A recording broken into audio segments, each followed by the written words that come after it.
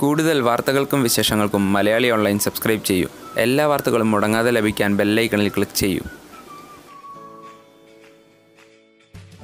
കുറഞ്ഞ ചിലവിൽ സിനിമയൊരുക്കിയാണ് സന്തോഷ് പണ്ഡിറ്റ് ശ്രദ്ധേയനായത്. സിനിമയിലെ എല്ലാ ജോലികളും ഒറ്റയ്ക്ക് ചെയ്ത് സന്തോഷ് പണ്ഡിറ്റ് തൻ്റെ ചിത്രങ്ങളുടെ മുതൽ മുടക്ക് കുറച്ചിരുന്നു. കോടികൾ മുടക്കി നഷ്ടം വരുന്ന സിനിമകൾക്ക് സന്തോഷ് പണ്ഡിറ്റ് ഒരു മാതൃകയായിരുന്നു. എന്നാൽ സന്തോഷ് പണ്ഡിറ്റിനെ വെല്ലുവിളിച്ച് ഒരു കൂട്ടം യുവാക്കൾ എത്തിയിട്ടുണ്ട്. സന്തോഷ് പണ്ഡിറ്റിൻ്റെ ചിത്രങ്ങൾക്ക് 5 ലക്ഷമാണ് മുതൽ മുടക്ക്.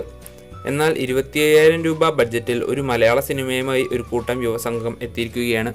ലോകത്തിലെ ഏറ്റവും ചിലവ് കുറഞ്ഞ സിനിമയാണ് ഒരു കൂട്ടം യുവാക്കളുടെ പോരാട്ടം.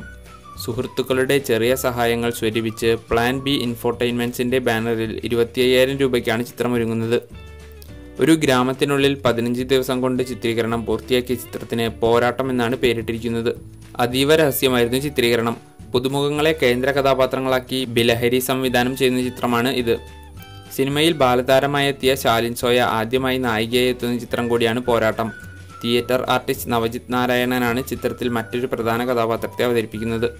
ചിത്രത്തിലെ മറ്റു കഥാപാത്രങ്ങൾ സംവിധായകന്റെയും ക്യാമറമാന്റെയും രക്ഷിതാക്കളും ബന്ധുക്കളും സുഹൃത്തുക്കളുമാണ്. വീഡിയോ ഇഷ്ടപ്പെട്ടെങ്കിൽ ലൈക്ക് ചെയ്യൂ. നിങ്ങളുടെ വിലയേറിയ അഭിപ്രായങ്ങളും നിർദ്ദേശങ്ങളും കമന്റ് ചെയ്യൂ.